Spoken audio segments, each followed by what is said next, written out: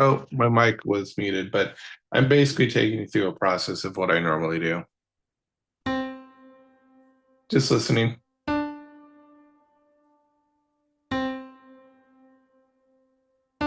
just playing C and D.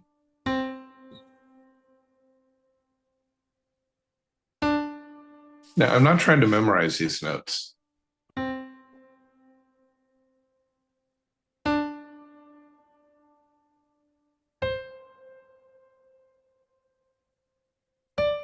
What I'm doing is I'm playing them and then I'm playing them back in my head. I'm trying to sort of describe the sound that each one of these notes has internally.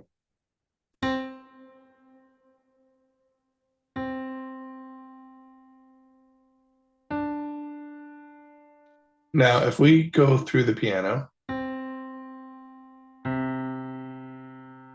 and I just play a bunch of C's,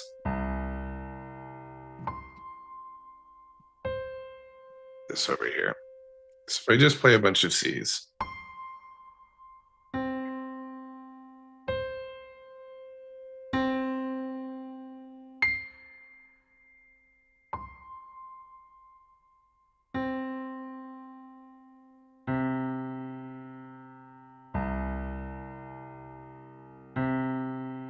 I actually don't hear much in terms of a difference between the different octaves. They sound thinner, but those aren't the differences that I'm hearing when I play, for example, a C or a D. It's a complete change in texture. And for some reason, it's just one that is very difficult to memorize. And I don't know that you actually can memorize it.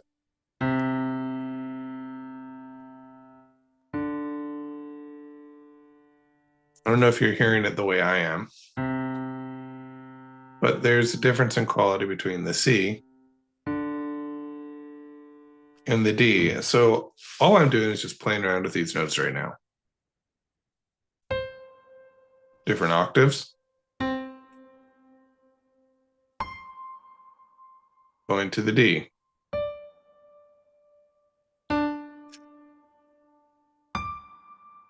Back to the C.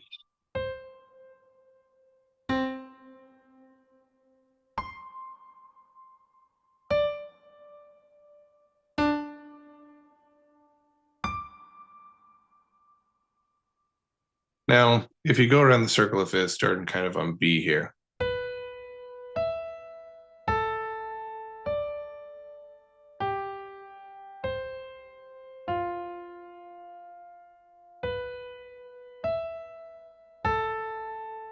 why am I starting on B?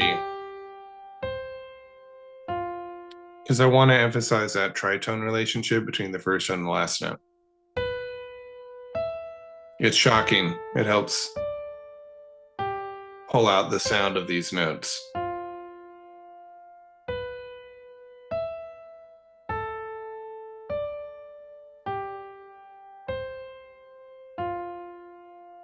Repetition's part of it. If I play this enough times,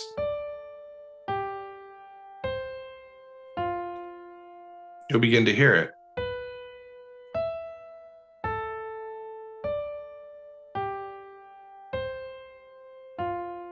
How many of you can hear a difference in sound for at least two of the different notes that I play here? You might hear all of them.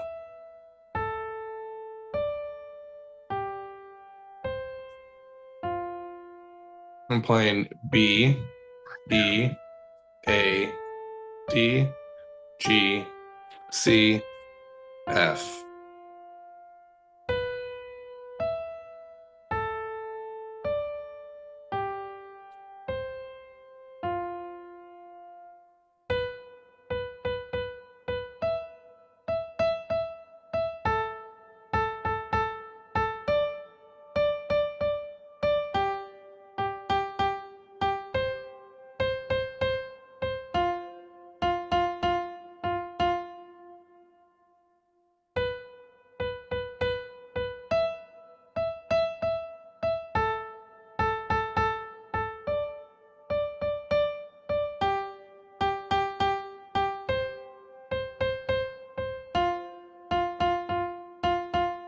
When you play them shorter, I do think the tone colors are actually easier to hear in that way. So let's go through the scale, just starting on C.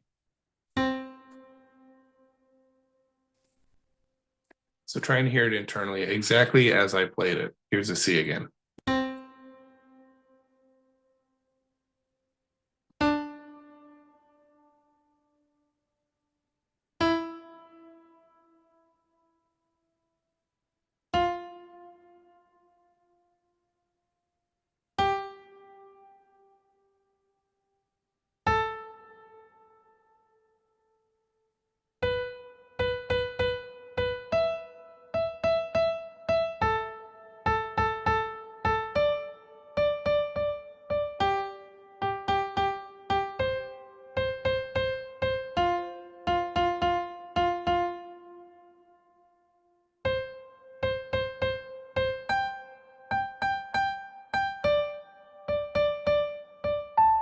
Take that down.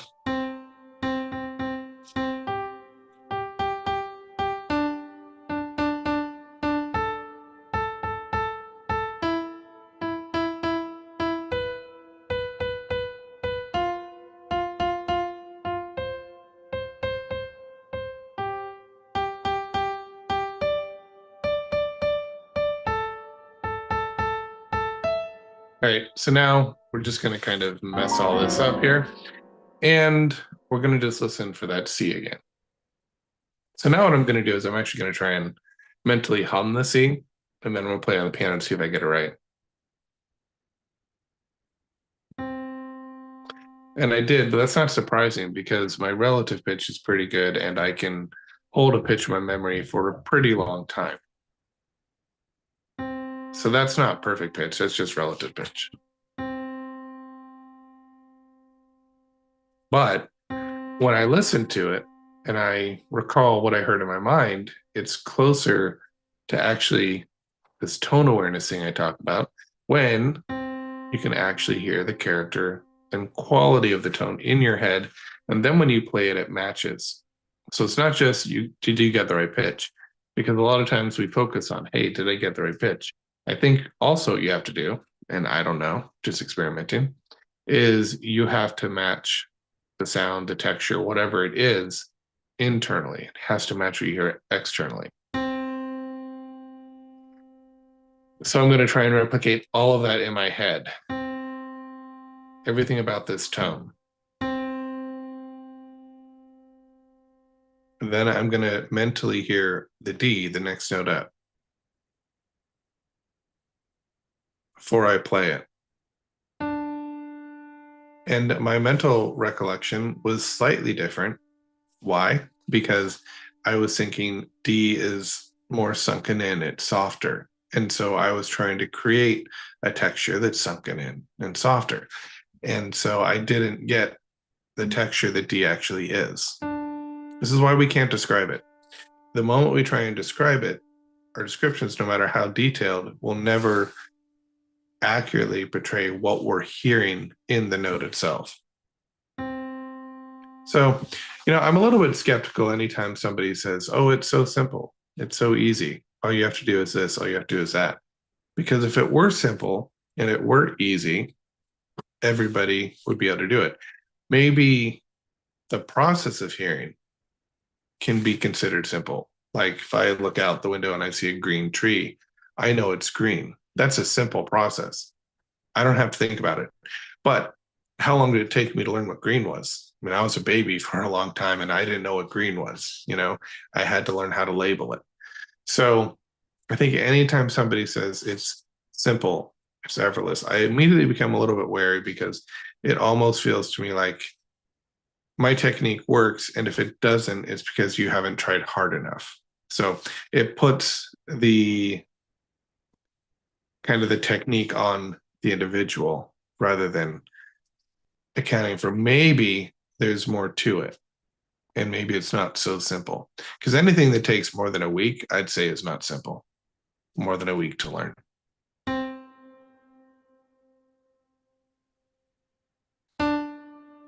Okay, so I clearly hear a C and D difference now.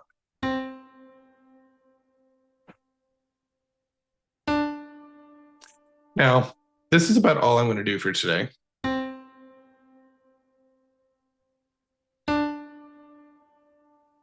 I'm stopping while I'm ahead. So I hear a difference between C and D that was more clear than I heard at the beginning of the session. And because I'm hearing that, I'm not going to push it.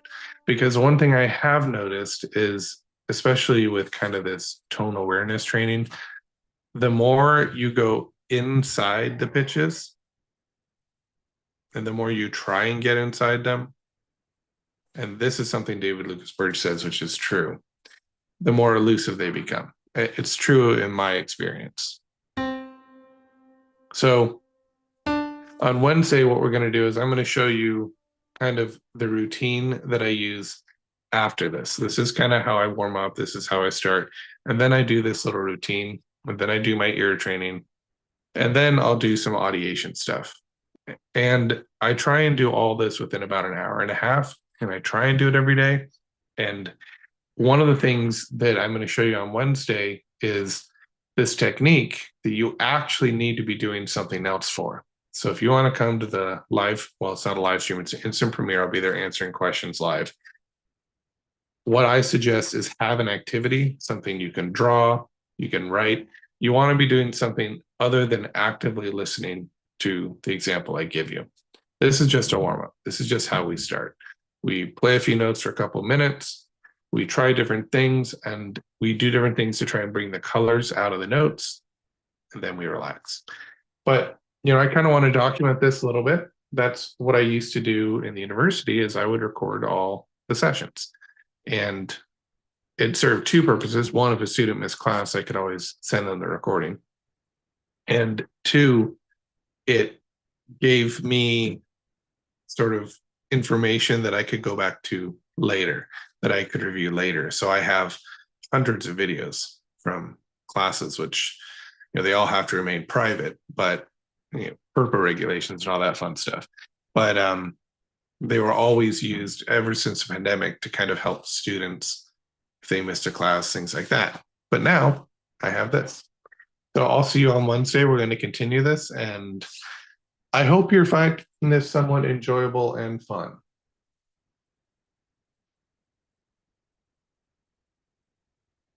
I will see you on Wednesday at 1:30 p.m. Pacific Standard.